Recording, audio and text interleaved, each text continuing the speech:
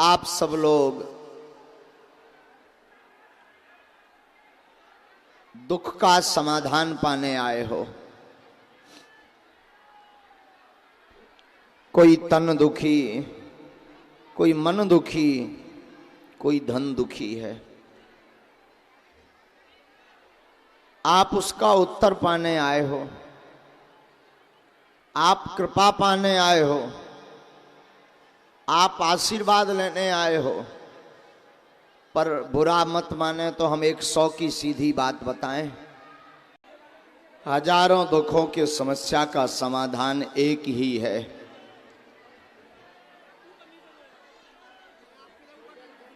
और वो समाधान है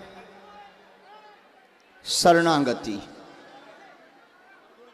आपके जीवन में कितने भी समस्याएं आ जाएं, आपके जीवन में कितने भी दुख आ जाएं, आपके जीवन में कितनी भी संकट खड़े हो जाएं, उन सब का समाधान अगर कोई हमसे पूछे तो उन सभी समस्याओं का समाधान जीवन में केवल एक ही है। उस समाधान का नाम है शरणागति। शायद आप शरणागति का अर्थ नहीं जान पाए होंगे। हम आपको शरणागति का सीधा सा अर्थ बताएं तो किसी इष्ट, किसी परमात्मा, किसी दिव्य शक्ति के चरणों को जीवन भर के लिए पकड़ लेना और उनके ऊपर सब कुछ छोड़ देना ही शरणागति है।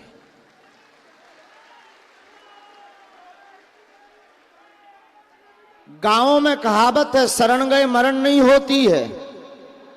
जो शरण आता है मरण नहीं होती है। घाटा तो वो लोग खाते हैं, हानि तो उन लोगों को होती है। चमत्कार उन लोगों के जीवन में नहीं होते, कृपा उन लोगों के जीवन में नहीं होती जो आज किसी और को भजते, कल किसी और को ध्याते, परसों किसी और की जयकारा लगाते, इसके आगे और किसी के यहां माथा टेकते। कृपा तो उनकी होती है कि एक बार माथा झुका दिया तो जब तक कृपा ना हो जाए तब तक उठाए ना, वो खाली नहीं जाता। वो खाली नहीं जाता, उसकी झोली भरनी पड़ती है। शक्तियों को भी और देवताओं को भी उसकी झोली भरनी पड़ती है।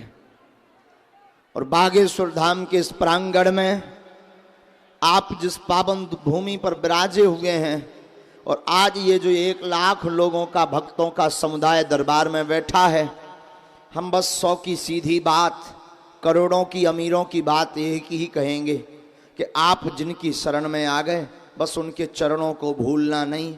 हमें विश्वास है आज नहीं तो कल पर्चा बनेगा, पर्चा बने तो ना बने चल जाएगा, पर चर्चा तो बालाजी के चरणों में चल ही जाएगी।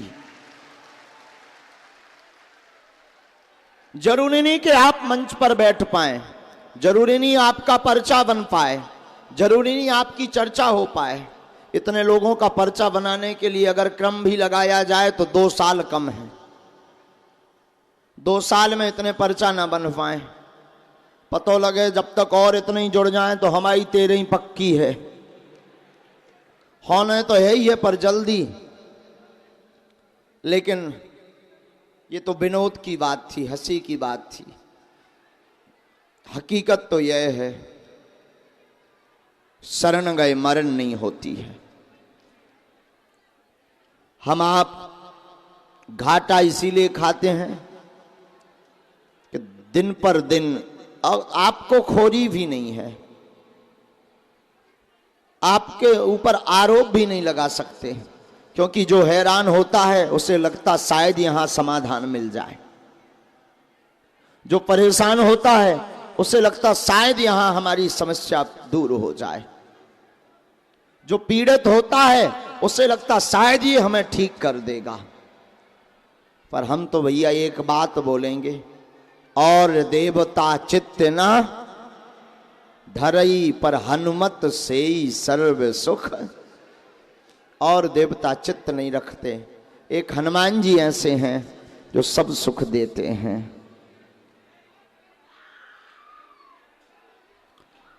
तो बागेश्वर धाम संतों की भूमि है, महापुरुषों की भूमि है। यहां पर अनेक सिद्ध संत प्रकट हुए। परम पूज्यपाद सदगुरु भगवान श्री सन्यासी बाबा प्रकट हुए। सन्यासी बाबा ने भी अनेक वर्षों तक तपस्या की और उनकी तपस्या के प्रभाव से बागेश्वर वाले बालाजी महाराज की कृपा पूरे वर्तमान में तो केवल भारत में ही नहीं, भारत के कोने कोने से लेकर के अनेक देशों में भी बागेश्वर धाम की खुशबू व्याप्त है।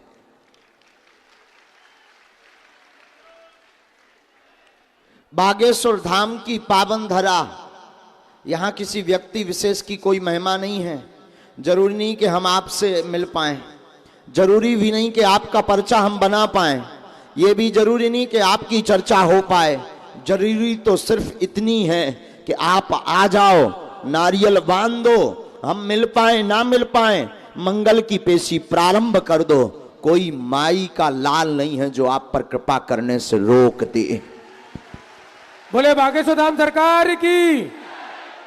जगत में ऐसा कोई नहीं जो आपके ऊपर कृपा करने से रोक दे, क्योंकि यहां कृपा करने वाले श्री बागेश्वर बालाजी हैं, और बालाजी जिनके ऊपर हो भला उसका कौन बिगाड़ सकता है कुछ। यहां हमारी कोई महिमा नहीं है। लोगों को लगता है कि महाराज नहीं मिलेंगे तो चमत्कार नहीं होगा, लोगों को लगता है कि पर्चा नहीं बनेगा तो चमत्कार नहीं होगा, पर हकीकत तो यह है हम मिले या ना मिले, बागेश्वर धाम पर आप आ गए, आपने नारियल बांध दिया, लहसुन प्याज बंद कर दिया, मंगलवार की पेशी करना प्रारंभ कर दी और नियम तोड़ा नहीं, दर छोड़ा नहीं, तो कृपा होने से कोई नहीं रोक सकता। बोले सच्चे दरबार की।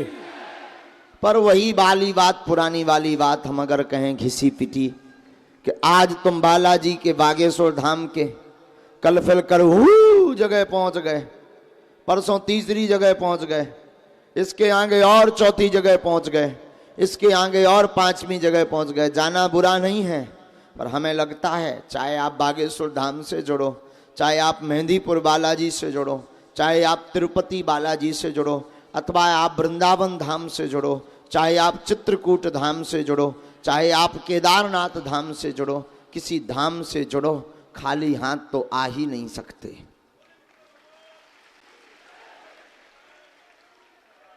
बहुत से लोग तर्क करते हैं कि महाराज बागेश्वर धाम पर ही क्यों भीड़ है, पूरे भारत में इतना तहलका क्यों मचा है, केवल तुम्हारे यहां पर हनुमान जी हैं क्या, बाकी जगह हनुमान जी जूनियर हैं, तुम्हारे यहां सीनियर हैं क्या। तर्क बहुत अच्छा कर रहे थे कोई।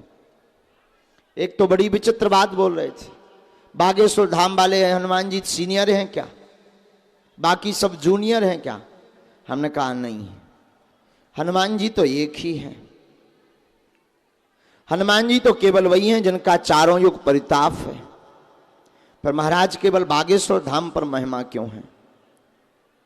हमने उन्हें समझाया, हवा तो सब जगह है, हाँ या ना। तुम्हारे घर पर भी हवा होगी, तुम्हारे छत पर भी होगी, पड़ोसी के घर पर भी हवा तो होगी, यहां भी हवा तो है, ऐसा तो नहीं कि नहीं है।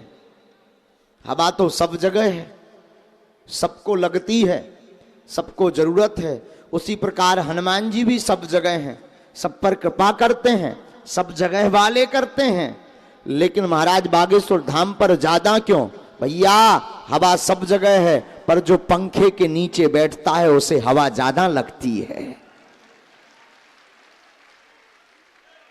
उसी प्रकार बालाजी सब जगह हैं, पर जो बागेश्वर बालाजी और संतों की शरणागति में सन्यासी बाबा जैसे सिद्ध संतों के चरणों में बैठता है, उस पर ज्यादा कृपा हो जाती है।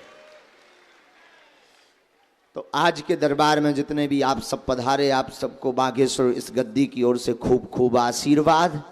बिना समय गवाए हुए नियम के हम बता करके दरबार प्रारंभ करते हैं, क्योंकि खूब समुदाय है, जितनी ज़्यादा से ज़्यादा अर्जी लग जाए